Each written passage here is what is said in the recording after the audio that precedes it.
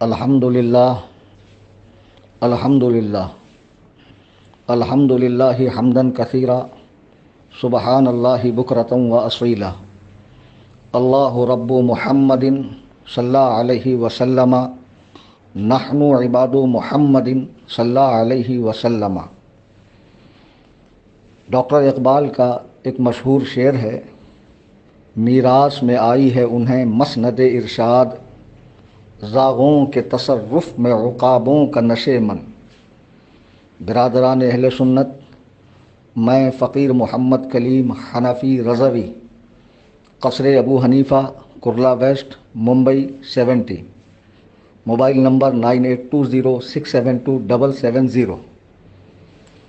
حضرات گرامی وقار، ابھی واٹس ایپ پہ ایک ریکارڈنگ سننے ملی من مانی میاں کی، معاف کیجئے گا، دل میں تھوڑا بہت احترام تھا اب تک، لیکن اس آڈیو کو سننے کے بعد وہ ساری عزتیں، وہ سارا احترام، اکرام، تعظیم و تکریم اب رخصت ہو گئی ہے۔ ہم کسی سے بھی اللہ و رسول کے لیے محبت کرتے ہیں اور اللہ و رسول کی رضا کے لیے ہی کسی سے نفرت کرتے ہیں۔ ہم اہل سنت و جماعت کہ اکثر لوگوں نے یہ حدیث سن رکھی ہے، حدیث قدسی ہے، جس کے الفاظ خداوند قدوس و جبروت کے ہیں اور جس کے راوی مصطفیٰ کریم صلی اللہ علیہ وسلم ہے کہ جو میرے کسی ولی سے دشمنی رکھتا ہے میں اس سے اعلان جنگ کرتا ہوں۔ جی ہاں، ایسا ہی کچھ کام مرکز اہل سنت بریلی شریف سے تعلق رکھنے والے منان رضا خان نے کیا ہے۔ آج 31 جولائی 2021 بروز شنبہ یعنی سنیچر میں یہ ریکارڈنگ جاری کر رہا ہوں۔ اس میں جہاں ان کا رد ہے وہاں اس بات کا بھی خلاصہ ہے کہ مجھے 11 لوگوں سے خلافت ہے، جن میں سرکار تاج الشریعہ علیہ الرحمت و رضوان بھی ہے، حضور امین شریعت علیہ الرحمہ بھی ہے، حضور اشرف الفقہاء علیہ الرحمہ بھی ہیں، اور ایک یہ صاحب بھی ہیں۔ تقریباً 8 سال قبل عرس نوری کے موقع پر درگاہ اعلیٰ حضرت میں ان صاحب نے جبراً مجھے عمامہ شریف پہنا کر خلافت دی۔ نہ میں نے اس کی کبھی خواہش کی اور نہ میں نے کبھی اس کا چرچا کیا۔ آج میں ان کی خلافت جو اگر میں باقی رکھوں تو میرے حق میں کھلی آفت ہے، واپس کر رہا ہوں، کیونکہ اب خود یہ بزرگوں کے فیضان سے، ان کی عنایات سے محروم ہو گئے، تو جو خود محروم ہو اس سے وابستگی چہ معنی دارت۔ اور ایک بات اچھے سے بتا دوں کہ حق گوئی کے معاملے میں میں کبھی پیچھے نہیں ہٹا۔ اس سے پہلے کئی مرتبہ مجھ پر دشمنان اسلام کی جانب سے، گستاخان رسول کی جانب سے، صلح کلیوں کی جانب سے حملے تک ہوئے، لیکن حق گوئی کے معاملے میں میں کبھی ایک قدم بھی پیچھے نہیں ہوتا ہوں۔ حضرات گرامی وقار، منانی میاں کے دل میں جو خباثت تھی، گندگی تھی، جو نہ جانے کتنے برسوں سے ان کے دل میں کوڑ بن کے پنپ رہی تھی، آج وہ زبان پہ آ گئی، اور زبان کا یہ کینسر پھوٹ کر جب نکلا تو عوام کے درمیان آ گیا۔ اس لیے مجبوراً مجھے یہ ریکارڈنگ ڈالنی پڑ رہی ہے۔ اس میں انہوں نے کئی طرح کے الزامات، بہتان بازیاں، الزام تراشیاں، اور زبان تو اگر آپ سنیں گے تو آپ کہیں گے یہ تو کوئی بھجیا تلنے والا، رکشہ چلانے والا یا چپل سینے والا اس سے بھی گیا گزرا شخص ہے۔ یعنی زبان کا جو معیار ہونا چاہیے ایک عالم دین کا، خیر عالم تو یہ ہے نہیں، یا پیر طریقت کا، یا کسی دینی رہنما کا، یا کسی بڑی خانقاہ سے تعلق رکھنے والے کا، زبان کا وہ معیار بالکل بھی نہیں ہے۔ خبیث، کتا، مردود اور نہ جانے سالہ، اور یہاں تک کہ کہتے کہتے یہ حضور تاج الشریعہ علیہ الرحمت و رضوان تک پہنچ گئے۔ پہلے تو ایک بات بتا دوں کہ یہ مسئلہ اٹھا ہے اور اسے خوب صلح کلیوں نے ہوا دینے کی کوشش کی ہے۔ وہ بھاگتے بھوت کی لنگوٹ بھلی، یعنی جو مل جائے بھلا ہے۔ مسئلہ یہ ہوا کہ حضور قائد ملت اسلامیہ، قاضی القضات فی الہند، حضرت العلامہ الحاج الشاہ مفتی اسجد رضا خان قادری دامت برکاتہم القدسیہ کے داماد اپنے صوبے کے سی ایم کے پاس گئے۔ اب عوام کو جو گمراہ کرنے کی کوشش کی جا رہی ہے اس کا میں خلاصہ کر دوں کہ یو پی کے اندر یتی نرسنگانند سرسوتی ایک بہت بڑا خبیث شخص ہے جس نے قرآن کریم پر، مقدسات اسلام پر اور رسول رحمت صلی اللہ علیہ وسلم پہ چھیٹا کشی کی، نازیبا کلمات استعمال کیے، اور وہیں پر خبیث وسیم رضوی رافضی نے بھی ایسا ہی کام کیا۔ تو منمانی میاں ہمیں بتائیں کہ کیا کرنا چاہیے تھا اس موقع پر؟ سیدھے تلوار لے کے اس کا سر کاٹنا چاہیے تھا؟ اگر یہی کرنا چاہیے تھا تو آپ نے کیوں نہیں کیا؟ آپ کو تو اختیار ہے، روپیہ ہے، پیسہ ہے، پاور ہے، بہت کچھ ہے آپ کے پاس، اس سعادت سے آپ محروم کیوں ہوئے؟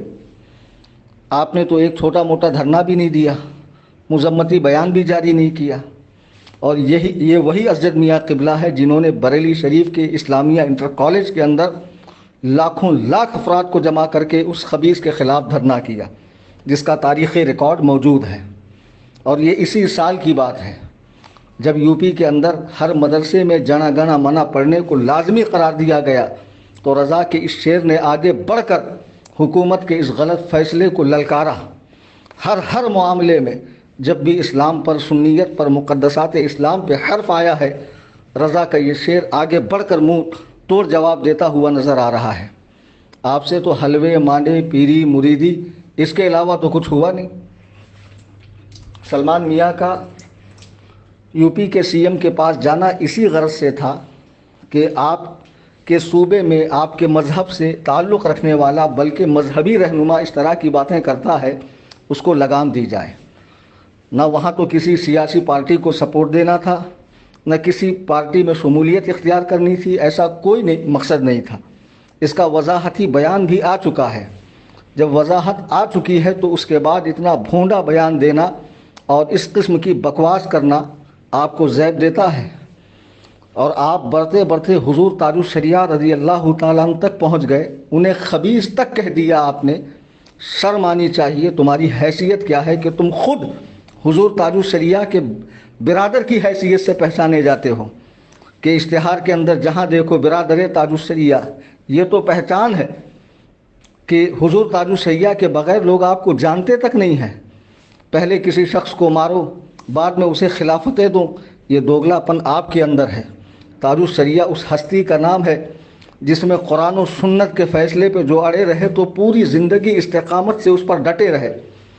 کتنی مخالفت کی آندھیاں چلی، بادل آئے، لیکن ان کے پائے استقلال میں جنبش نہیں آئی۔ ایسے ہی دنیا نے ان کی ولایت کا، علم کا، عمل کا، تفقہ فی الدین کا لوہا نہیں مانا ہے، اور ایسے ہی جنازے میں بقول آپ کے 3 کروڑ لوگ شامل نہیں ہوئے ہیں۔ یہ اللہ تعالیٰ کی عنایات ہے، یہ اللہ تعالیٰ کا خصوصی کرم ہے۔ بہرحال انہوں نے جب اس طرح کی باتیں کہیں، میں نے سنا، میں واللہ بتا رہا ہوں کہ اتنی دلی تکلیف ہوئی مجھے، اس شخص کے الفاظ دہرانے تک مجھے شرم محسوس ہو رہی ہے، اور خدا جانے اس کی زبان سے یہ الفاظ کیسے ادا ہو گئے۔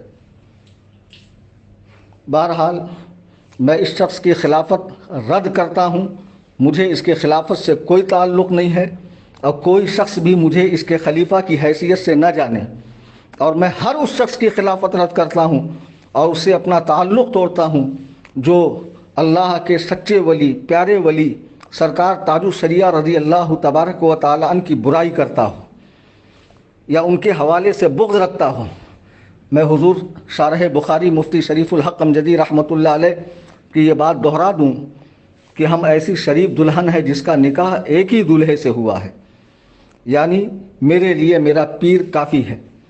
میں نے حضور تاج الشریعہ رضی اللہ تبارک و تعالیٰ عنہ کو 15 سال سفر میں، حضر میں، خلوت میں، جلوت میں ہر جگہ دیکھا ہے، اور رب کعبہ کی قسم ان کے زمانے میں ان سے بڑھ کر شریعت مطہرہ کا پابند، صوم و صلات کا پابند، رسول کریم صلی اللہ علیہ وسلم کی سنتوں کا پابند کسی اور کو نہیں دیکھا۔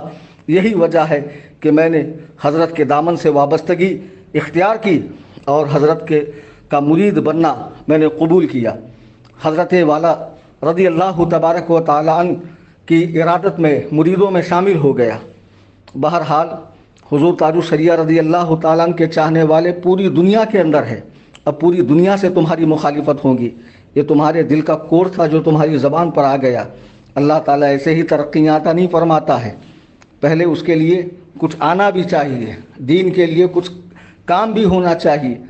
یہ کیا عمرہ کی چاپلوسی کرنا اور اہل حق کی مخالفت کرنا, پوری زندگی کرتے رہوں گے لیکن کچھ حاصل نہیں ہوگا. رب کعبہ کی قسم ان کی آڈیو سننے کے بعد اتنی دلی تکلیف ہوئی کہ اگر یہ شخص میرے سامنے ہوتا مجھے نہیں پتا کہ میں اس کے ساتھ کیا سلوک کرتا. جی ہاں, حضور قائد ملت مفتی اسجد رضا خان دامت برکاتہم القدسیہ کو اپنا جانشین حضور تاج الشریعہ رضی اللہ تعالیٰ نے بنایا ہے, جن کی ولایت کا سکہ پوری دنیا نے مانا ہے, اپنے ہو یا مخالف ہو. جی ہاں, کیا کوئی ولی اپنے بعد قوم کے لیے, ملت اسلامیہ کے لیے کسی غلط شخص کا انتخاب کر سکتا ہے؟ ہرگز نہیں, ہرگز نہیں.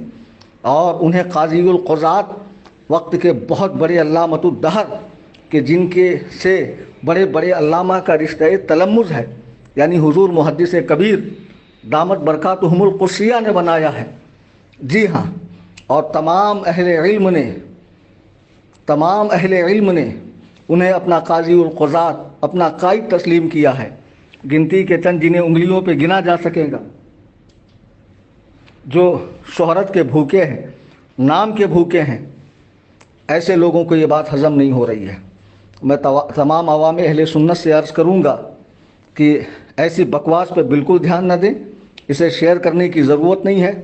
اور جو لوگ ان سے مرید تھے تو چونکہ اب خود ان کی ساری خلافتیں ختم ہو گئی, بزرگوں کا سارا فیضان ان کا ختم ہو گیا, ان کے آڈیو کے سارے الفاظ میں دہرا نہیں سکتا. سننے کے بعد آپ خود سکتے کے عالم میں رہیں گے کہ یہ کیسی جنون بھری بکواس کی بولی ایک انسان بول رہا ہے.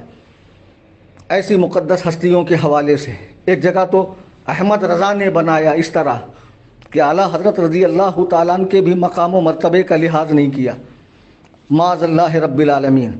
جو لوگ ان سے مرید تھے فوراً کسی متبع شریعت مسلک اعلیٰ حضرت کے پابند پیر سے بیعت ہو جائے, کیونکہ ان کی بیعت باقی نہیں رہی. جب تک یہ اعلانیہ توبہ نہ کریں, یہ کھل کر اپنا اعتراف جرم نہ کریں اور اپنے خبیث الفاظ سے رجوع نہ کریں اور اس پر ندامت کا اظہار نہ کریں, اللہ تبارک و تعالی ہم سب کو مذہب حق کا اتباع کرنے کی توفیق عطا فرمائے. اور جس طرح ہم حضور تاج الشریعہ علیہ رحمت و رضوان کی حیات ظاہری میں, آپ کی امارت میں, آپ کی قیادت میں, آپ کی سرپرستی میں دین کا مسلک کا کام کرتے تھے, اب ٹھیک اسی طرح حضور قائد ملت قاضی القضات سرکار اسجد رضا خان قبلہ دامت برکاتہم القدسیہ کی قیادت میں ہم متحد ہو کر دین کا, مسلک کا, مذہب کا کام کریں گے اور ایسے آنے والے فتنوں کا منہ توڑ جواب دیں گے کہ جنہیں اپنی زبان تک کی حفاظت کرنی نہیں آتی ہے. ایسے لوگ قوم کی کیا قیادت کریں گے کہ جن کا اپنی زبان پہ کنٹرول نہیں ہے. اللہ کے حبیب علیہ السلام ارشاد فرماتے ہیں جنت 4 لوگوں کا مشتاق ہے, یعنی جنت کی خواہش ہے کہ 4 قسم کے لوگ میرے اندر آئیں. تو ان میں ایک قرآن کا پڑھنے والا, ایک زبان کی حفاظت کرنے والا.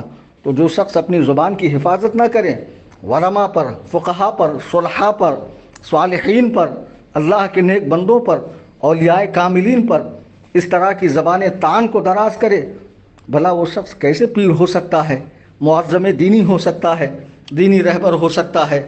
ایسے لوگوں سے محفوظ رہیں, بچیں, اپنے ایمان کو بچائیں, ان کے دورے اپنے علاقوں میں ختم کریں, مرکز اہل سنت سے جڑ جائیں, اطمینان رکھیں.